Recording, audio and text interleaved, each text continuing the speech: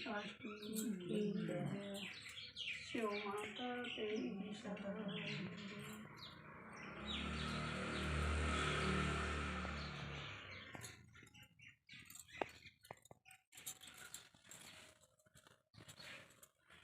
थोड़ा सा उसको रख लिया। वही अष्टमी की बात करता सुना रही मैं। एक साहूकार था जिसके 7 बेटे और 7 बहुएं थी। दिवाली से पहले कार्तिक अष्टमी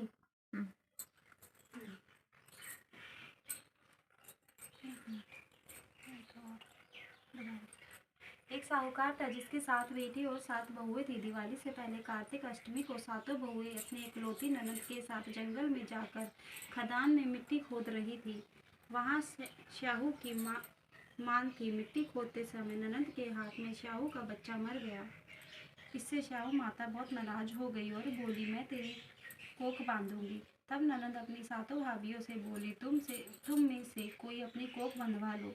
सभी भाभियों ने अपनी कोख बंधवाने से इनकार कर दिया, परंतु छोटी भाभी सोचने लगी कि अगर मैंने अपनी कोख नहीं बंधवाई तो सासू जी नाराज होगी। यह सोचकर ननद के बदले में छोटी भाभी ने अपनी कोख बंधवा ली। अब इसके बाद उसको जो बच्चा होता वह 7 दिन का होकर मर जाता।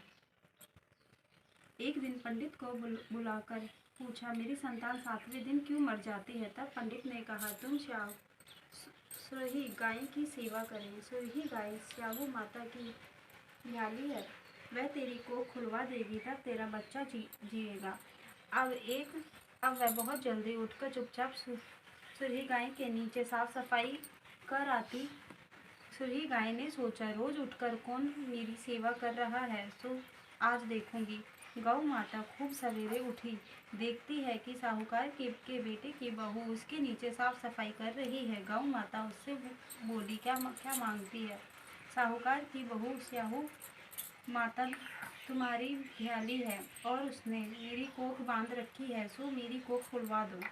गौ माता ने कहा, अच्छा ठीक है। अब तो गौ माता समुद्र पर साहूकार की बहू को अपनी ध्याली के पास लेकर चल पड़े। रास्ते में कड़ी धूप थी, सो वह दोनों एक पेड़ के नीचे बैठ गई।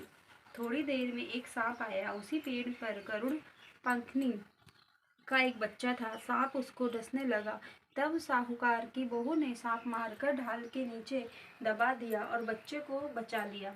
थोड़ी देर पर गरुड़ पंखनी आई तो वहां खून देखकर साहूकार की बहू को चोंच मारने लगी। तब साहूकार की बहू बोली, मैंने तेरे बच्चे को नहीं मारा, बल्कि सांप तेरे बच्चे के करीब आया था। मैंने तो उससे तेरे बच्चे की रक्षा की है। यह सुनकर गरुड़ पंखनी बोली, मांग तू क्या मांगती है?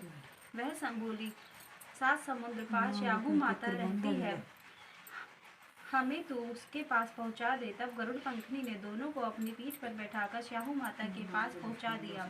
श्याहू माता उनको देखकर बोली, आ बहन, बहुत दिनों में आई है। फिर कहने लगी, बहन, मेरे सिर से जुएं पड़ गई हैं। तब सुरही में कहने पर साहूकार की बहू ने उसकी सारी जुएं निकाल दी।